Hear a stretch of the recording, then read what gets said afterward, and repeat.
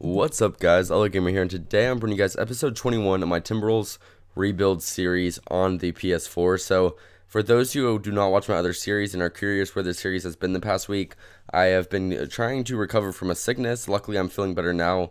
Right now, I'm showing you guys my stats and the Nugget stats, and then we'll be hopping in the 2K pregame show.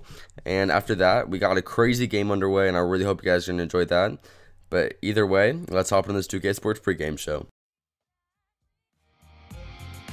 Hello again, everybody, and welcome to 2K Sports. I'm Ernie Johnson. Thanks for being with us. Shaquille O'Neal joins me.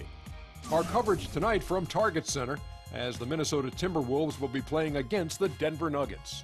Well, for Denver, they're not satisfied with the record over the last 10 games. Under 500 basketball, just not good enough. Looking to improve tonight.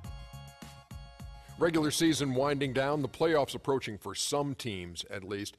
What's the difference in a locker room between a team that knows it's going to the playoffs and another that's almost on vacation? Well, no question, the playoffs are where you want to be, Ernie. For teams on the outside looking in, it could be demoralizing. You have to find ways to stay motivated and embrace the spoiler role. Only missed the playoffs twice, but it never felt right. That's not the same as optimism and excitement. And you know the thing about this job, we know we're in the playoffs. Every day, 40 days and 40 nights, baby. Oh, you got that right. Let's go to Kevin Harlan. Alright guys, going underway, the first person you see on your screen is the man himself, Paul George. Now, there's a few comments I have to make on this guy. First off, if we want to talk about him in real life, Paul George is supposed to be coming back in a matter of weeks. And needless to say, I'm very excited for his comeback. I'm sure the Pacers organization, all the fans of the Pacers are excited as well. If you are a fan of the Pacers, comment down below what your opinion is of Paul George finally coming back, because I'm curious as to your guys' opinion. Even if you're not a fan of the Pacers, actually, comment how excited you are to see one of the best players in the league come back and just kind of show some dominance. Hopefully, I'm really hoping his injury hasn't changed his game at all, and I guess I'm personally excited to see how he's going to look coming back. But he does phenomenal in this game. Actually, it can be considered one of the best games of his career. Statistically, his numbers don't jump out at the end of the game, but something crazy happens that you guys are going to have to notice, and that is that Paul George, throughout this whole game, does not miss any shots. Now, that's not something to think of as completely extraordinary, because the majority of his points came off oops and dunks and all that good stuff. But even when he had open jumpers and all that stuff, Paul George was really knocking down his shots this game, and at the end, shot like 11 for 11 or something like that. And just an absolutely beautiful game for him. Now, for those of you who are wondering why I'm playing the Nuggets, I actually have kind of run out of tough teams to play.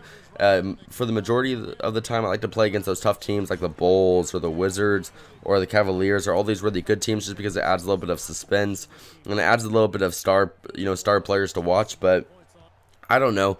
I am kind of getting, I feel like I've played all those teams like at least 1 or 2 times. So I feel like trying something a little bit new. Today we're playing on, the Nuggets, of course. And they even have Ty Lawson. Ty Lawson did a very good job for this team. And you'll see very soon he actually is involved in a lot of clips where he's kind of cut into the basket like this one. And although he's a tiny player, he's only like 5'11", he has a great job at slashing and finishing in the paint. And that's just because he's a very fast player and he's smart. Like, he's actually a very intelligent player in terms of 2K, as his ability to get to the basket with people not paying attention is phenomenal. But talking about getting to the basket without people paying attention, look at Blake Griffin sneaking behind, I believe, I don't even know who that is, but he snuck behind the coverage and was able to get that alley-oop dunk. Now, J.J. Wilcox, of course, doing his thing. I like running those pick and rolls with this guy because he is just so fast, so good at finishing in the paint. He's honestly like a young Derrick Rose. I'm having a lot of fun with him in terms of just being able to lay the ball up and dunking the ball. And then right here, once you throw up an oop up to J.J. Wilcox, to J.J. McGee, there's no hope of any other player on the defense to knock that one out of the air, because J.J. McGee is so tall and gets so high in the air, he is going to come down with an oop. And oops are all over the place this game. Now on this play, you see Paul George getting a windmill oop of his own. Beautiful play by him. He's getting a lot of air on that one, really showing off his vertical. And then right here, we're going to get a perfect release, and you guys know that's going in 100% of the time. So I really do enjoy doing oops in 2K, and you guys can probably tell by how often I do them. Hence, another oop right here. Once again, I believe, to Paul George. Oops are just actually a very dominant move in this game. For some reason, they're not blocked easily. And not only that, but with the fast tempo offense that I like to run with the squad that I put together, They just naturally like to put themselves in situations to get oops. And another great play right here, James Harden actually gives a behind-the-back assist to Chris Humphries. Like, you know you are a beast when you could do a behind-the-back assist. Not only that, you know you're a beast when you are so good that Chris Humphries is able to get a basket off of your passes. That is when you just reach a whole new level, and that's where you just figure out you're a superstar. No offense to Chris Humphries, I just like to mess with him for some odd reason.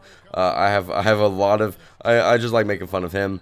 But either way, right here, we're going to get a lot of three-pointers to go. I guess you could say I got a little bit tired of throwing those oops, so I figured I'm going to get a few three-pointers.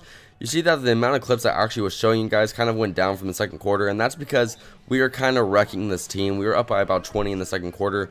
You see that lead is kind of going down, but we're just going to kind of regain that lead as time goes on. And needless to say, we're just laying the whooping down on this team. We are just absolutely dominating them. And although by every hope they're gonna try to get back in this game and do all that's necessary, but look at Paul George. When Paul George is playing at this level, do they really think that they are going to come back? I really hope they don't, because they're oblivious that they think they're going to come back in this game with Paul George playing at such a high level. He's just dunking on everyone, and if not, he's just getting these alley-oop dunks. He is everywhere on the floor today, just doing a phenomenal job for us. So you see, right here we're up by 17, and I know, Cardinal, you want to get involved in the oop, so we'll throw you one up as well. I was going to throw this one up to Paul George, but I was like, nah, let's get everybody involved in this oop game. After all, the game is about to end. I might as well try to get everybody involved as much as possible and hopefully carry some momentum into the next game.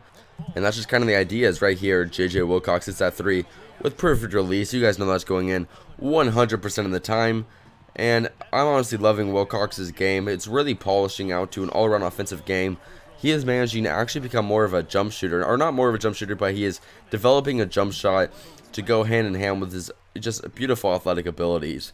So JJ Wilcox is really looking like a top-notch player. Not only that, but right there you see him get the three-point play. And that will be the last legit clip of the game, as we basically just run out the clock and walk out of here with the 20-point victory. So beautiful win by us, just a beautiful squad victory. And honestly, when you can get a lot of oops and a lot of assists like we did this game, it really is a team win. These are just the wins where you can find, you can kind of feel the team coming together, and that's really what you need. I'm really trying to gel this team as much as possible so that when the playoffs finally come and they finally approach us, we are put in a situation where we can be very successful and work very well as a team. But either way, if you guys enjoyed it, please click that like button below. Make sure to comment your opinion of the series and why I do to make it more interesting in the comment section below. And make sure to subscribe if you haven't already to stay tuned to this series and other series I got going on my channel. I would just like to say thank you guys so much for watching, and thank you so much for staying tuned to this series, even though I had to take this recent break. And I'll see you guys next time. Peace out.